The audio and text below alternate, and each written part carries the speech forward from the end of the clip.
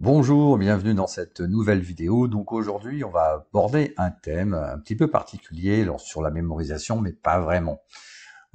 Donc ici, on va vous montrer, ou je vais vous montrer plutôt, l'expérience donc de Mohamed. Donc Mohamed est un coach de collectif qui a suivi mon programme, bien entendu, et qui va se prêter à une expérience avec Sophia.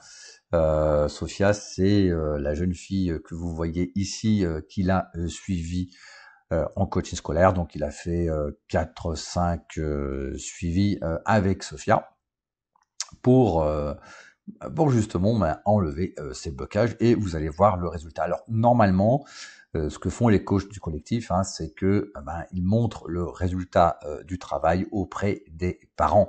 Donc, l'enfant, apprend très facilement donc une liste de 40 mots. Vous connaissez un petit peu cet exercice-là. Sauf que le problème, c'est que vous ne le voyez pas. C'est-à-dire que généralement, les coachs du collectif amènent l'enfant à faire l'expérience devant les parents. Mais bon, quand on vous dit que l'enfant, ça va prendre n'importe quoi, une liste de 40 mots à l'endroit, à l'envers, de n'importe quel ordre, ça peut vous paraître un petit peu abstrait, et on n'a pas d'enregistrement d'enfants qui font l'expérience devant leurs parents. Là, nous avons Mohamed qui a décidé que Sophia ne ferait pas l'expérience devant ses parents, mais que Sophia ferait l'expérience en public lors d'une conférence. Donc vous allez voir durant cette conférence comment comment ça se passe, cette expérience. Et cette expérience est identique à celle des parents, sauf que là, en général, avec les parents, c'est 2-3 personnes. Donc on voit ça. Alors ça prend un peu de temps si vous n'avez pas la patience ou la volonté simplement de voir toute l'expérience. Vous pouvez scroller, on va faire des étapes dans YouTube, ce qui vous permettra d'aller ensuite, évidemment, on va tirer les enseignements de ce que sait faire Sophia et de l'accompagnement de Mohamed. Avant cela, donc je vous rappelle, vous avez la formation gratuite, vous avez le lien en description. Voilà, et je vous en dis pas plus, on va directement sur notre sujet. Donc on va voir la conférence de Mohamed, juste simplement l'expérience de Sophia. C'est parti. Je tiens aussi à dire merci à ma chère Sophia.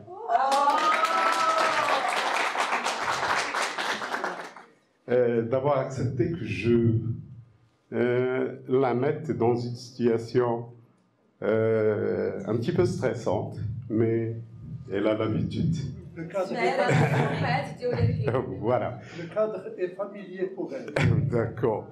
À la place, c'était Yassir, en fait, mais tous les deux, ils sont aptes à le faire, et peut-être on va vivre une expérience avec Yassir aussi, Inch'Allah. Voilà. Donc, mon intervention ne va pas être trop théorique. On va vraiment faire quelque chose de très pratico-pratique. Et on va commencer par un jeu. Vous voulez jouer? Oui. Très bien. Je dis à Mustapha, gentiment, de prendre le stylo, et il était toujours le stylo de l'école. Je vais faire circuler le micro-baladeur, et chacune de vous, va me dire un mot. Si Mustapha, par exemple, 1, il va écrire le premier mot, 2, le deuxième mot, ainsi de suite, jusqu'à 40. Vous êtes prêts? Oui. Très bien. Un rideau. 2. Un livre. Un livre. 2. Un livre. Une étagère. Une étagère. Je répète, 29 de l'or. 39, j'ai dit, non? 29 de l'or. 39 de l'or. Et 40, un stylo. Très bien. 1, Un rideau. 2, Un livre. 3, Une étagère. 4, Un tableau. 5, Un pinceau. 6, Un bureau. 7, Une fleur. 8, Un spectacle. bravo, 9, Attends, pense. 9. 7, On recommence 7. oui, D'accord. 7, c'est un papillon. C'est une fleur. oui, 8, C'est un spectacle. 9, Une maison. très bien, 10,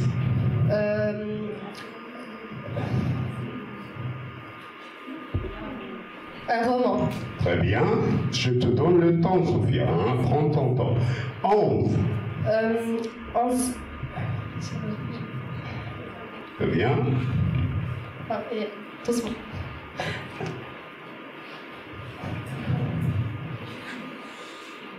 Un banc. un banc, Un très banc. bien, 12, De l'eau. oui, 13, C'est un lit. oui, 14, Un bonbon. des bonbons, oui, 15, Une statue. oui, 16, 16. Un crayon. très bien, 17, C'est. 17. Une fenêtre. très bien, 18, C'est. c'est bon, on passe, 19, 19. on reprend dès le début, On reprend. Ça suffit. Le 16. Le 16. Non, non. un 16, un crayon, Un crayon. 17, 17. Une fenêtre. 18, 18. la bouche, Une bouche. oui, 19, Une porte. oui, 20, Une ardoise. oui, 21, Une chaise. 22, Des clés. Une clé. très bien, 23. Une grotte. oui, 24, Une ceinture. très bien, 25, Une montre. oui, 26, 26. 26. Un roman. non,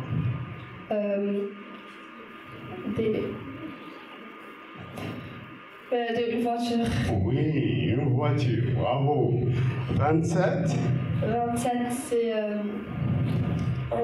27, une veste. oui, 26, Un pantalon. non, avant, 26, avant, une voiture. non, 26, c'est un sac, Non. 26, une voiture. 27, c'est. oui, oui, Une 26, veste. une voiture, excuse-moi Sophia, Oui, voilà. 26, une voiture, 27, oui, Une veste. oui, très bien, mais il n'y a que pas Sophia, 26, 28. 28, excuse-moi, oui, 28, C'est un sac. oui, c'est un sac, oui, continue, Un landau. 29, un landau, 30, Des lunettes. Une très lunette. bien, 31, allez-y, 31. Des escaliers. oui, 32, 32. Une abeille. très bien, 33, 33. Un élève. très bien, 34, Une prairie. oui, 35, 35. Un chocolat. oui, 36, Une maîtresse. très bien, 37, 37.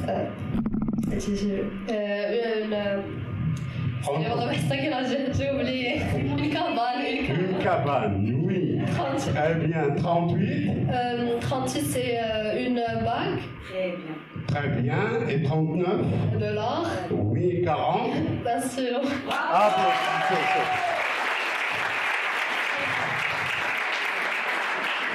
on va pas se limiter à ça, 40, Sophia, Ok. 40, un stylo. 39, De l'or. 38, Une bague. 37, Une cabane. 36, Une maîtresse. 35, Un chocolat. 34, Une prairie. 33, Un élève. 32, une abeille, 31, des escaliers, un escalier, oui, 30, des lunettes, 29, un landau, 28, un sac, oui, 27, une veste, 26, une voiture, 25, une montre, 24, 24 c'est une ceinture, oui, 23, 23 c'est une grotte, 22, 22 c'est 22 c'est des clés, oui, 21, 21 c'est 21 une chaise, oui, 20, une ardoise, 19, une porte, oui, 18, une bouche, oui, 17, 17 c'est une fenêtre, oui, 16, un crayon, 15, une statue, 14, c'est un bonbon, 13, un lit, 12, de l'eau, 11, un banc, 10, un roman, oui, 9, 9 c'est une maison, oui, 8, c'est un spectacle, 7, c'est 7 c'est une fleur, oui, 6, c'est un bureau, oui, 5, c'est un pinceau, oui, 4, un tableau, 3, une étagère, 2 un livre, et 1. un rideau. Bravo, Sophia. Félicitations.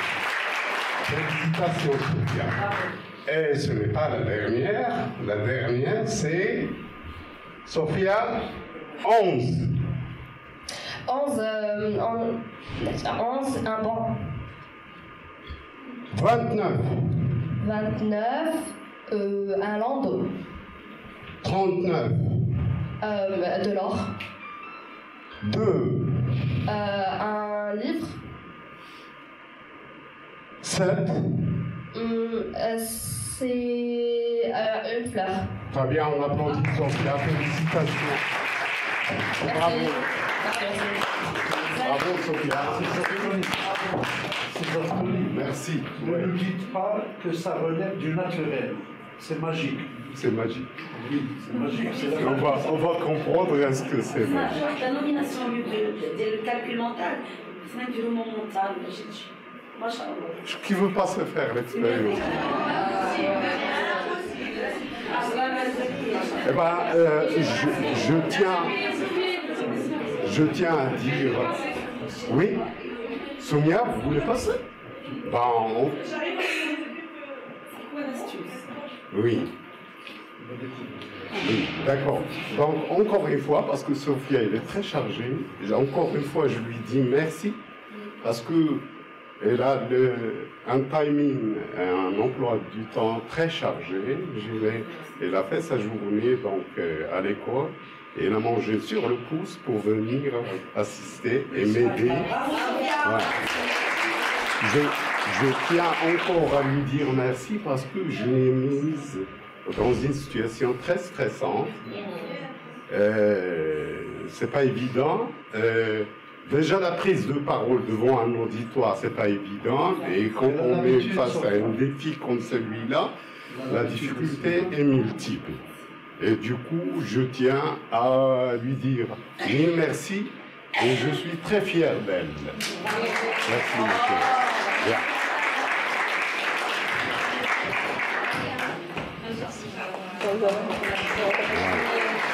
Elle peut disposer à Fakoun, tu peux disposer si tu veux placer un mot, tu as la parole. Tiens. Du coup, je voudrais remercier les personnes qui sont présentes ici et je voudrais vous dire que pour moi, vous êtes tous des pères et des mères parce que ce que je suis et ce que toutes les générations que vous êtes en train de former, elles sont justement, c'est le résultat de vos efforts. Et merci beaucoup.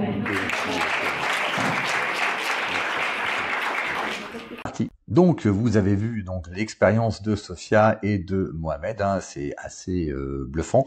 Donc, comme vous l'avez vu, Sophia, finalement, écoute et retient assez facilement. Alors, qu'est-ce qu'il faut de retenir de cette expérience qui a été faite en public lors d'une conférence, hein, donc au Maroc, dans une école marocaine?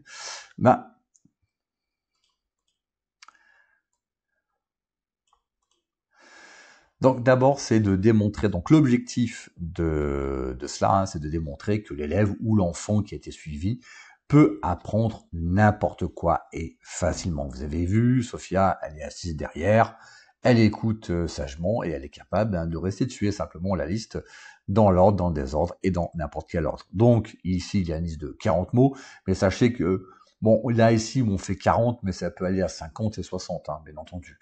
Là, en conférence, vous voyez, 40 mots, ça met un certain temps à faire la liste, etc. Donc ça peut être ennuyeux pour le public. Donc on reste jusqu'à 40 parce que 40 c'est assez significatif. Mais ça peut être plus.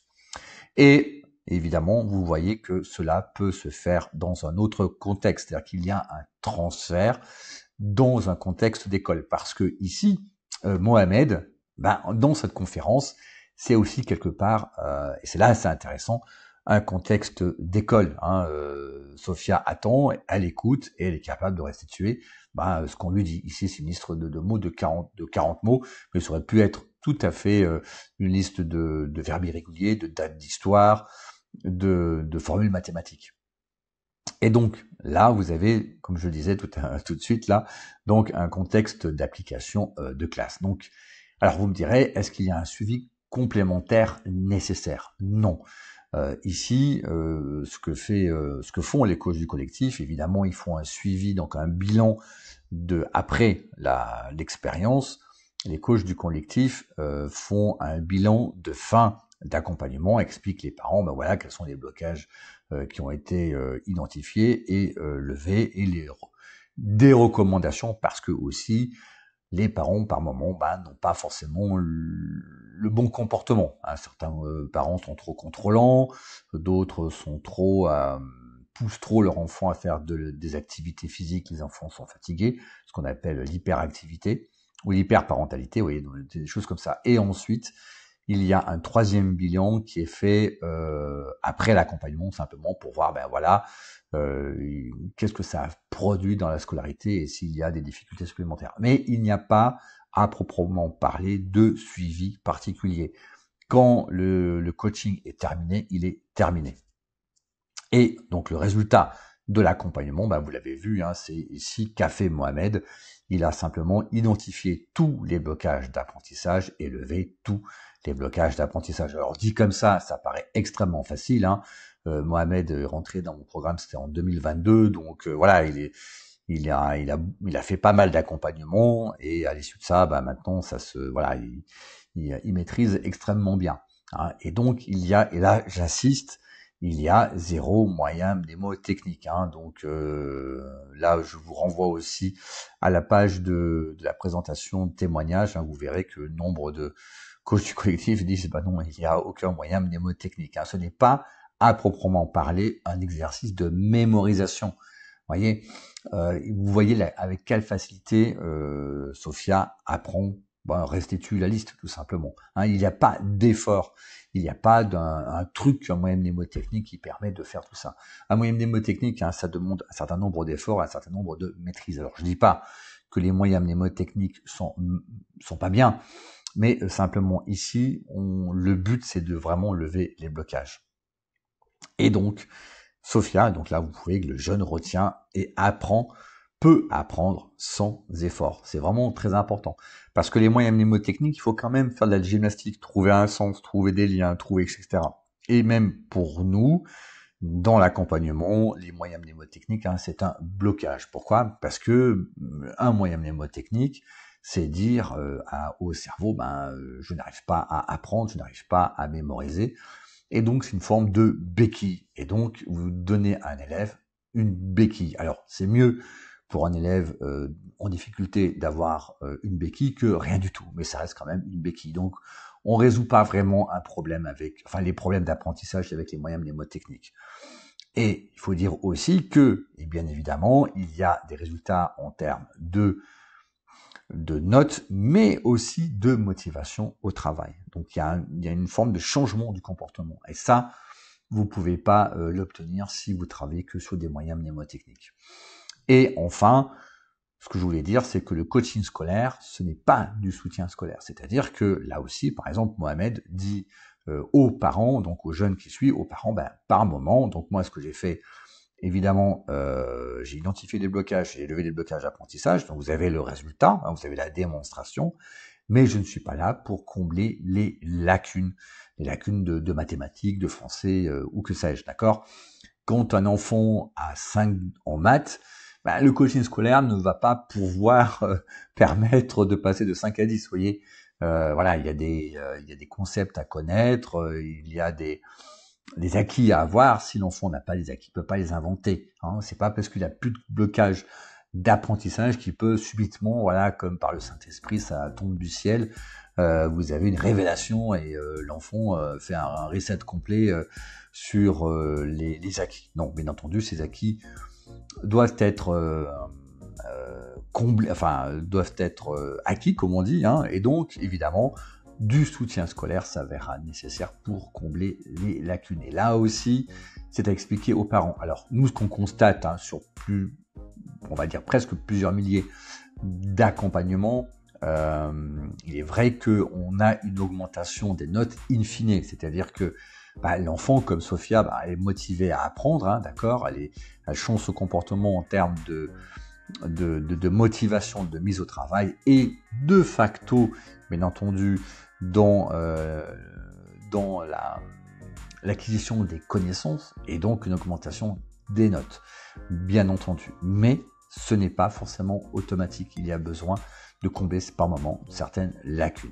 Voilà, l'enseignement de tout ça, vous voyez très bien que lorsque Mohamed a fait sa conférence et a fait sa démonstration avec Sophia, vous comprenez que les parents dans la conférence, ils ont vite compris ce que ça voulait dire de identifier, lever les blocages d'apprentissage, et leur enfant pourra apprendre n'importe quoi. Donc là, je vous garantis que à l'issue de cette conférence, les parents se sont rués auprès de Mohamed pour avoir un suivi de leur enfant. Hein. Donc c'est une comment dirais-je, un bon moyen de montrer aux parents ce que l'on sait faire, ce que produit un suivi, et de clarifier comment dirais-je, l'accompagnement.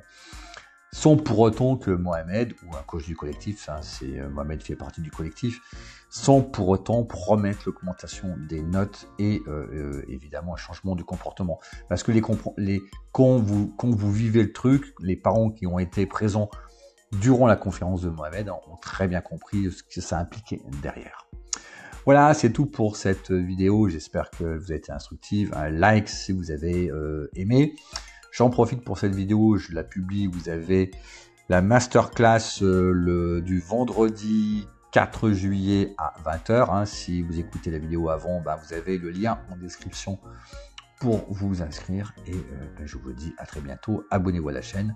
Un like, je ne sais plus si je l'ai dit. Je le redis peut-être 2 fois. Voilà. Et je vous dis à très bientôt. Ciao!